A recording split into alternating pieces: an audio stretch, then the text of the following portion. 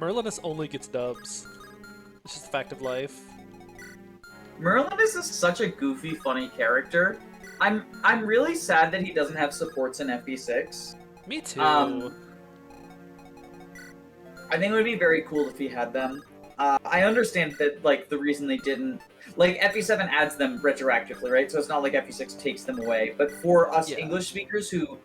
I feel like the majority of us play FE7 first. Yes. It feels like it's a feature being removed, right? Especially since the way that Merlinus works in FE7 is, in So my different. opinion, worse than the FE6 one. It feels like in FE6 he's upgraded because he promotes to the wagon.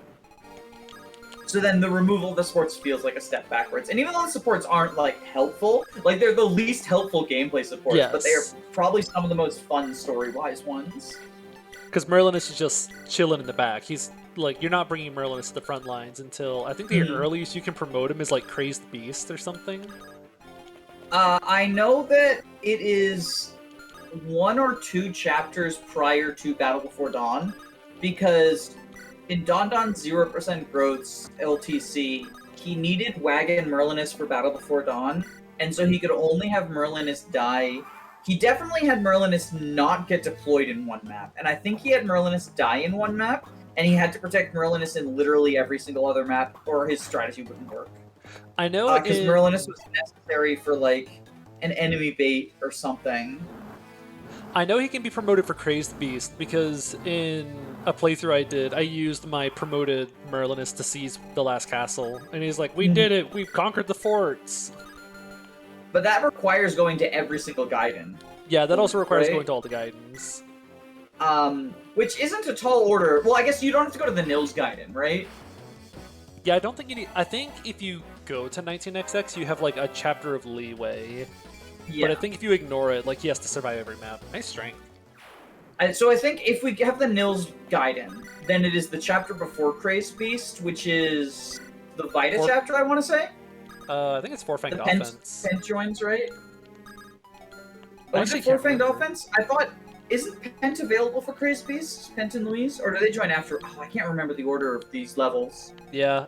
I'm pretty sure you're right. I think it's Four-Fanged Offense. That sounds right. 12... The FE7 late game levels all blur together to me because, like... So, maybe this is just me. Let me know in the comments if this is just me. But, I feel like Dragon's Gate feels a lot earlier than it actually is, because Dragon's Gate is actually, like, pretty close to the halfway point of FE7. It's like right in the middle of the game. It feels like the end of Act 1 of a 3-act story. And I think part of that is because the chapter numbers are hard to keep track of because Lin mode adds 10. Yeah, it's like I'm always trying to subtract 10 when trying to think about like what chapter number I'm on. And then a lot of gaidens feel mandatory, like even if they're not. They feel mandatory both because, like, the rewards you get out of them. Like, skipping Kanas's gaiden means you lose Kanas, probably the best unpromoted mage. I mean, probably the best mage if you count availability enough. Yeah, I would definitely. But if not, like, it's either him or Pent, right? Yes. And it just depends on how much you penalize Pent for availability, which I personally think people don't penalize Pent enough for availability because he joins 1.5 chapters before Harkin. I say half because, like, the Vita chapter is a nothing unless you're going for the armory. Which is not worth it in my opinion. You should have shopped earlier. Especially if it's your second or third playthrough. It's only worth it for, I know some LTCs, the money management is so tight that, like, they actually need to visit that armory, and because that map is turn floored anyway, they might as fucking well. Yeah. Because, like, visiting armories costs turns in some maps. So sometimes they just literally can't afford to do so.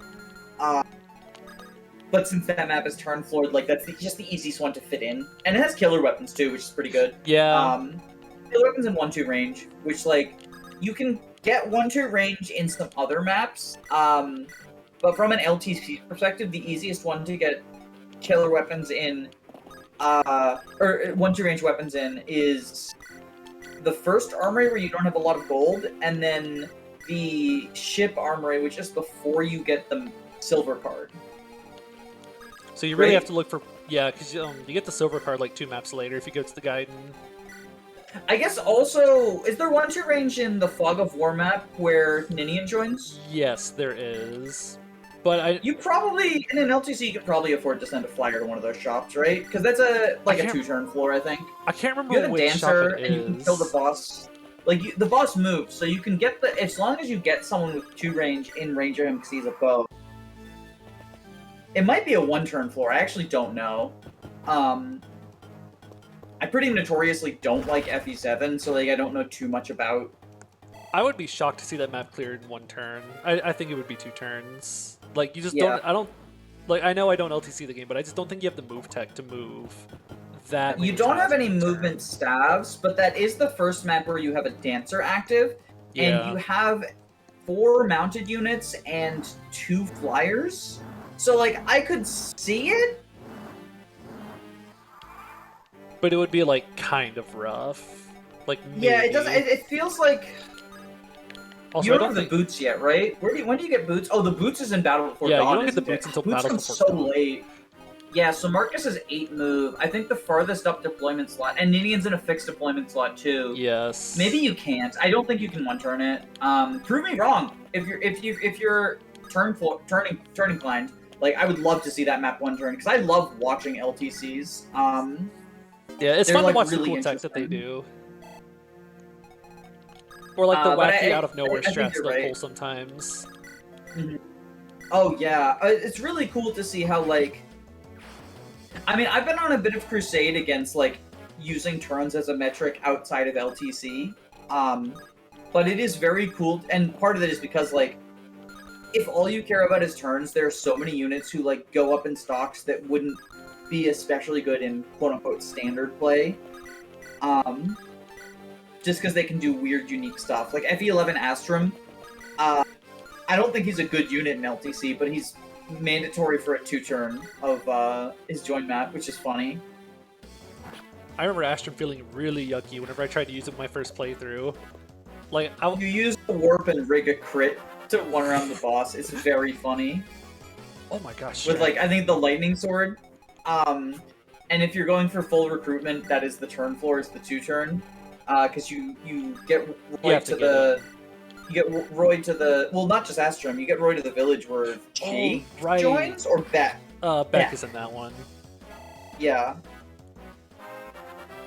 And then on turn 2, you're able to get Roy... Oh my gosh.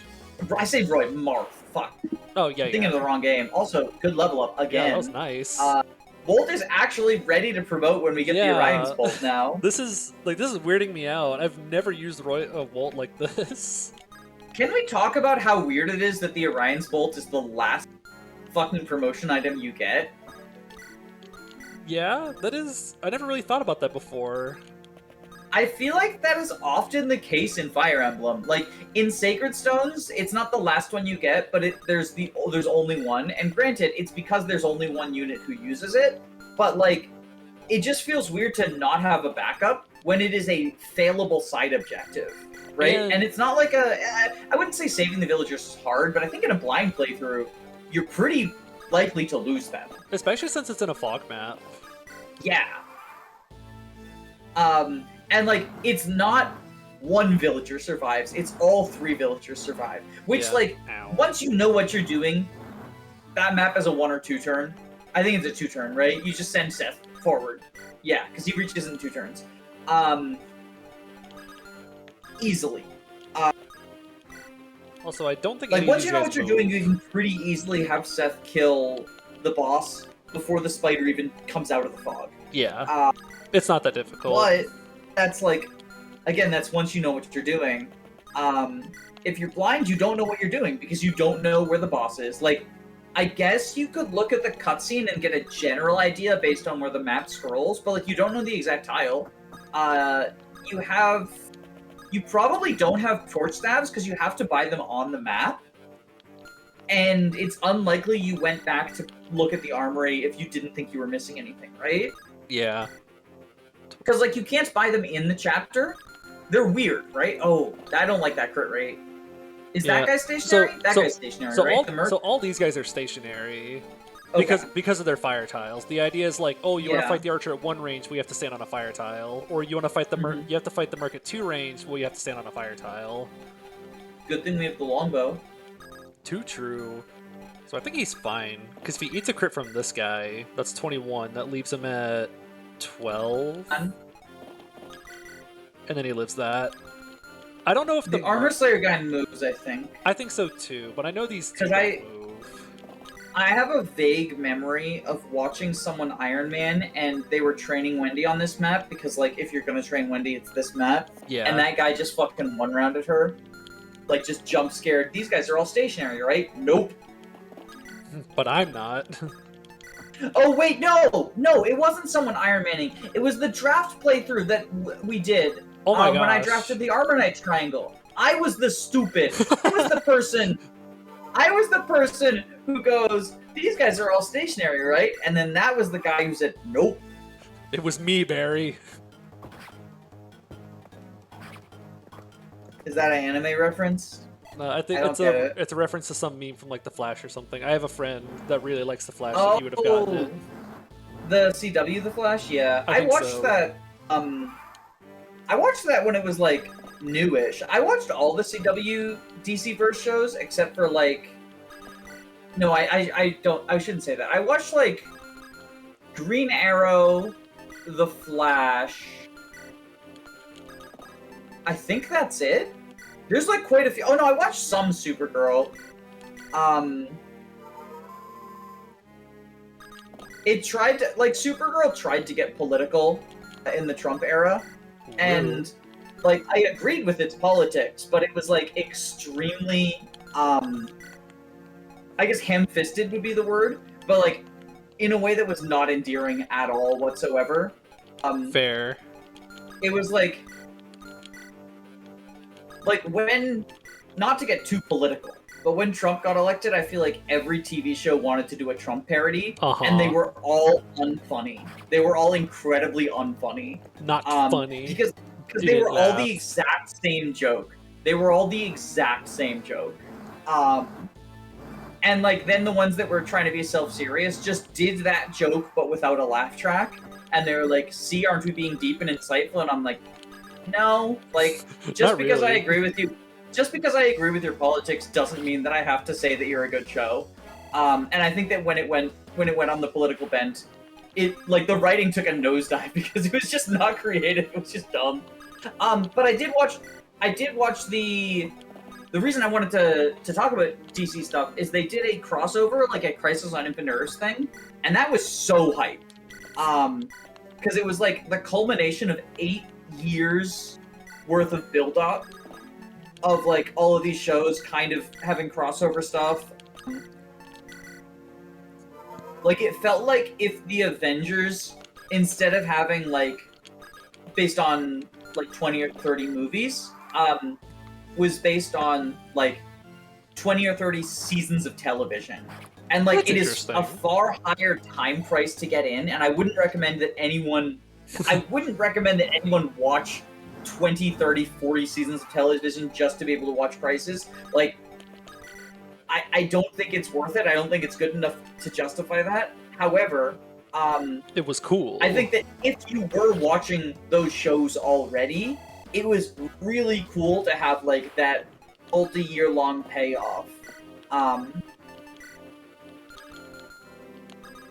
Like that's sort of the double-edged sword in those sort of cinematic universe things, where like they're really cool for the It people is- who kept up with them, but Yeah. they sure do alienate people like me who just don't really feel like putting in that much time to watch all these movies. Well, and that's my problem with modern MCU. Well, I have quite a few problems with modern MCU, but my biggest one is it feels like in order to watch any of the movies, I have to do homework, and the homework is other movies and TV shows, right? Whereas like the way that it started. Oh wow, that's so funny. That's so fucking funny. This goofy unit. Is Roy dead or not? Oh, he's fine. Okay. Because the archer still doesn't move. Yeah, I just meant I didn't know how much HP Oh, he yeah, has, yeah, 'cause that's I fair. was ranting about the MCU. But like, it's the way that it started out I felt like you could watch all of the Marvel movies like separately on their own, and then you would just get like, you know, some Easter eggs to the other ones. You could watch it and go, oh, I recognize that. That's from this.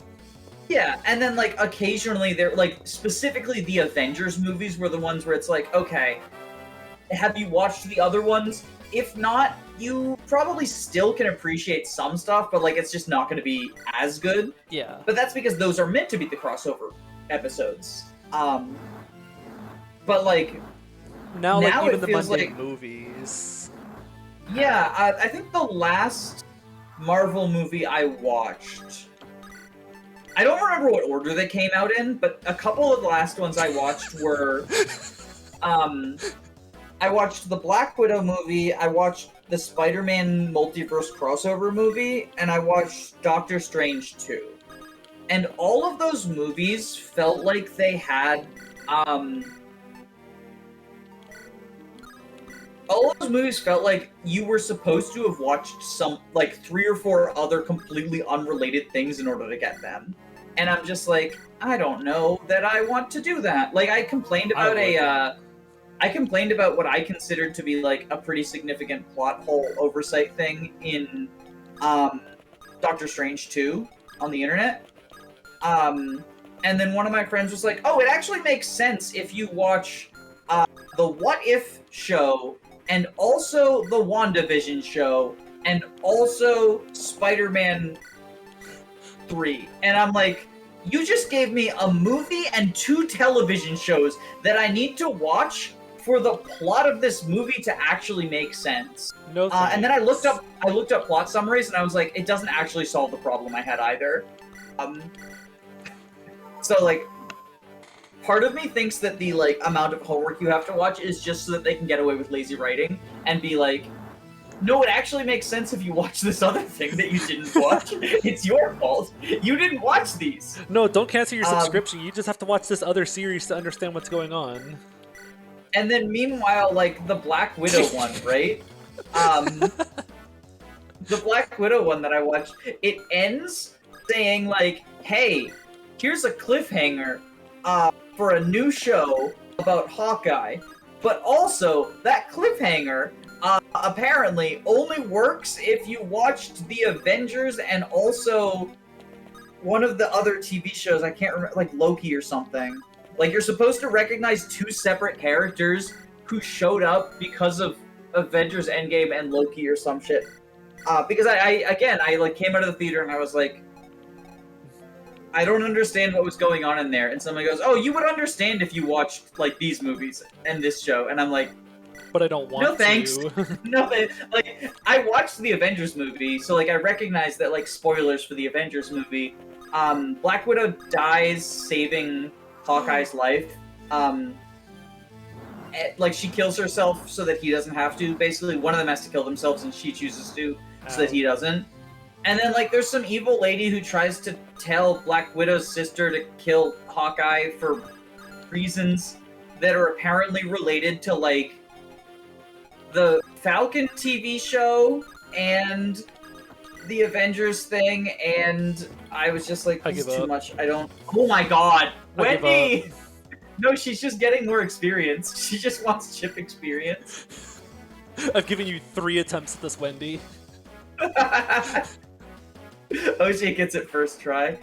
Do you have the ability to rescue her off the fire? Yeah, good. Yeah, Good, I good, made good, sure good. I could rescue her out before I tried that again.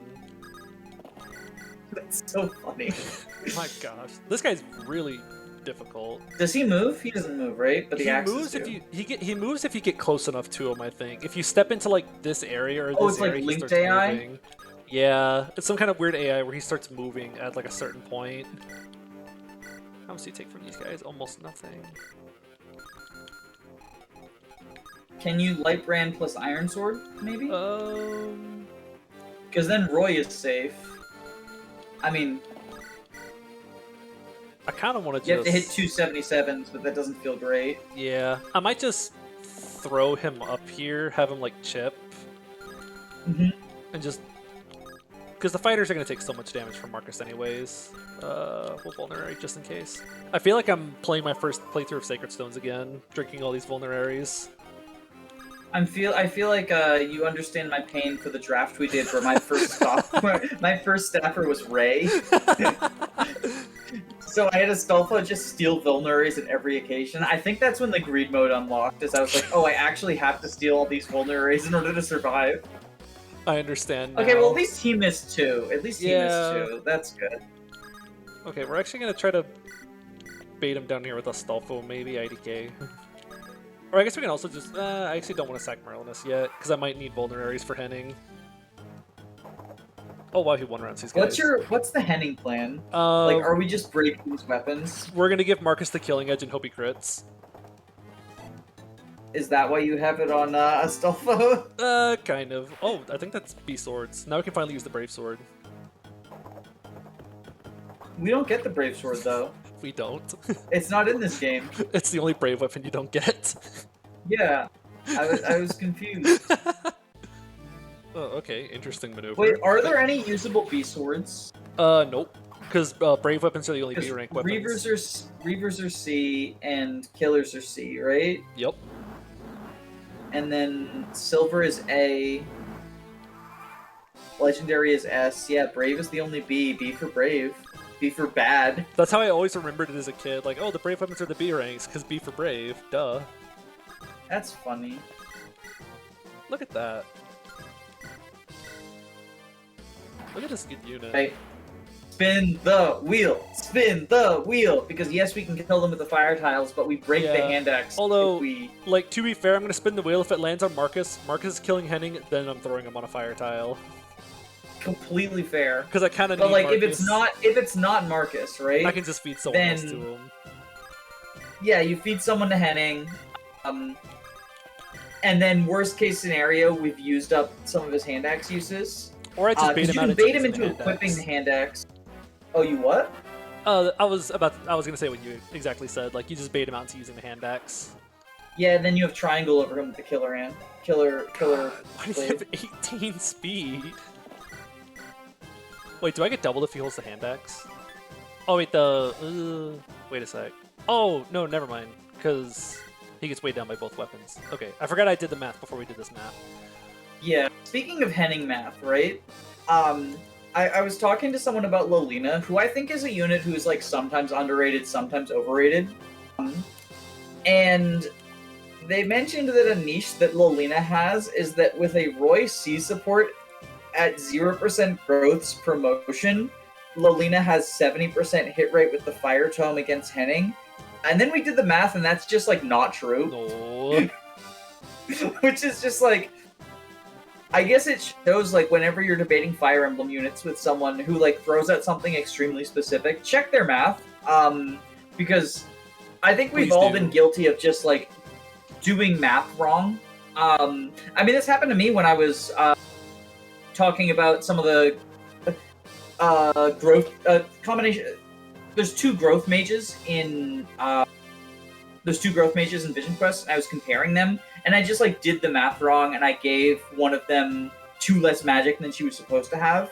And, like, it didn't actually make a difference, in my opinion, in the viability comparison of them.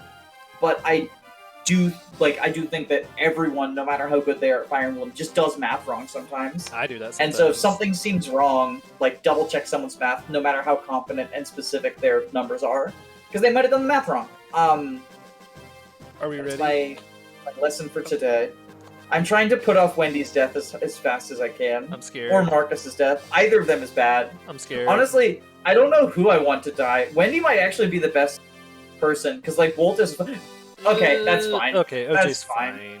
That's fine. Like, I'd probably rather have Wendy die, but at the other hand, like, OJ isn't contributing to a triangle attack, and Wendy can be an emergency button triangle attack, right? Yep, I can always just deploy her just to triangle attack something if I really need to. Yeah. Oh well, yeah, he was like the best second case scenario. option. He was like second. That's probably best case scenario. Because like either we're losing one of our thieves, which like not the worst thing in the world, but I just like having the backups, right?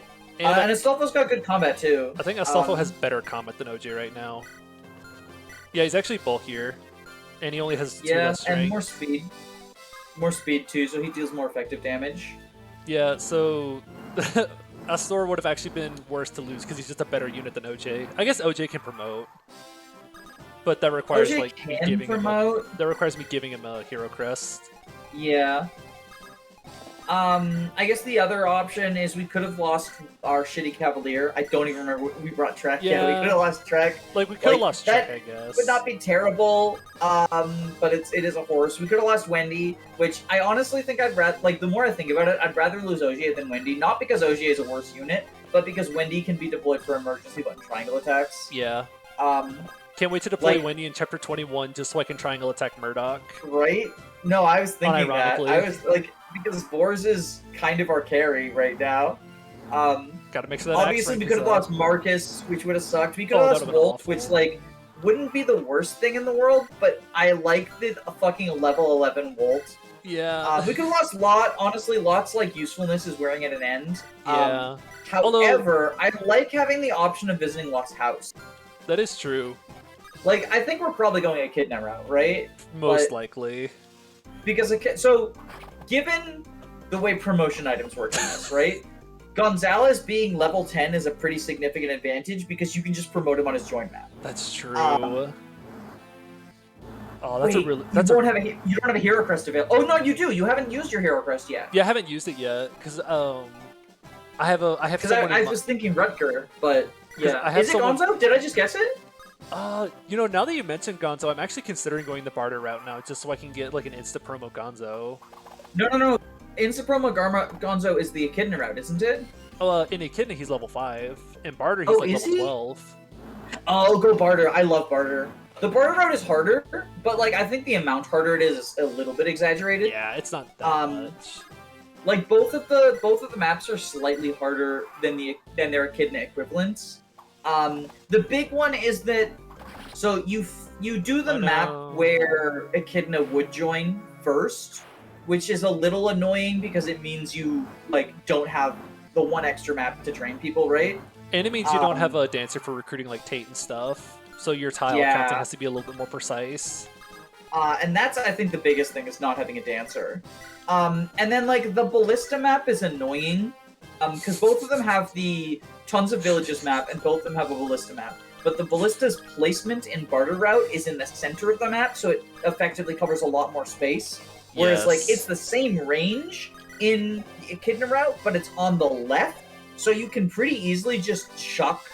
I usually put Barth there. Barth takes 0 from the Ballista at base in hard mode.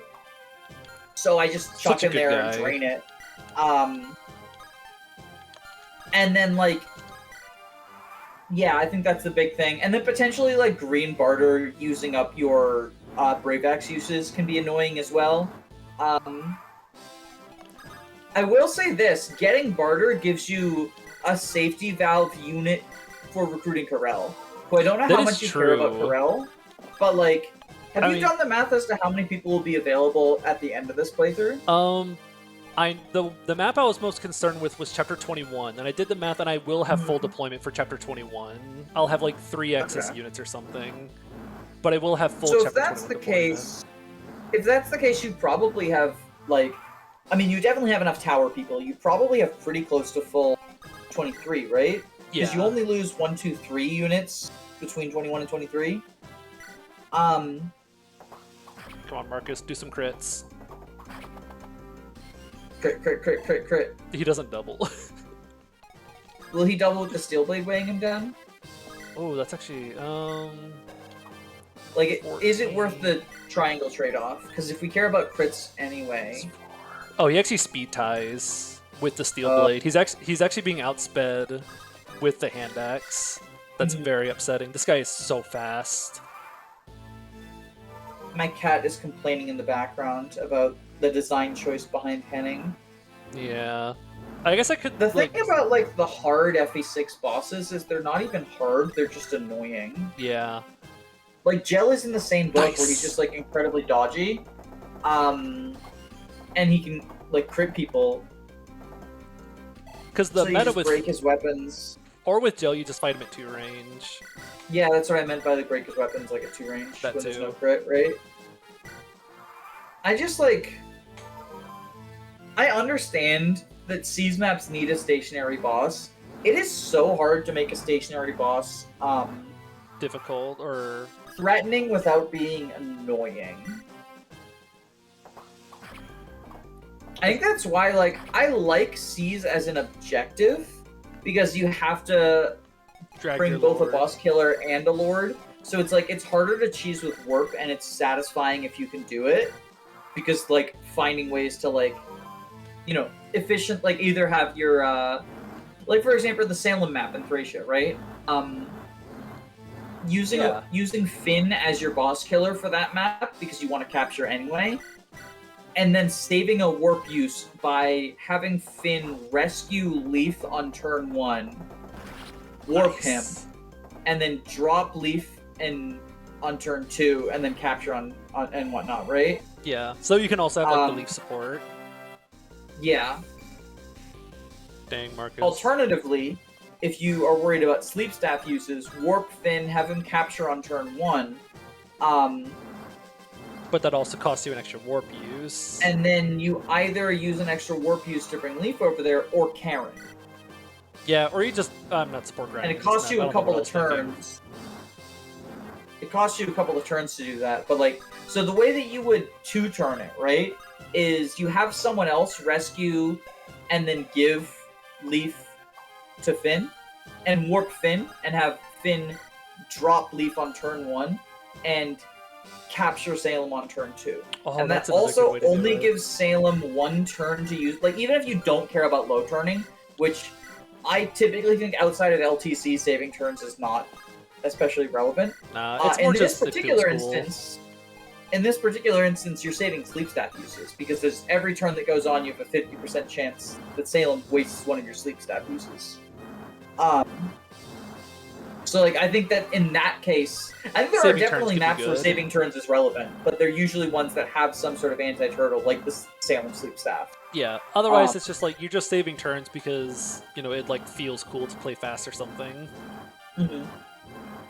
Which is fair. Maybe it's a hot take, but the majority of units that are good when you're trying to low turn are also good when you're trying to slow turn.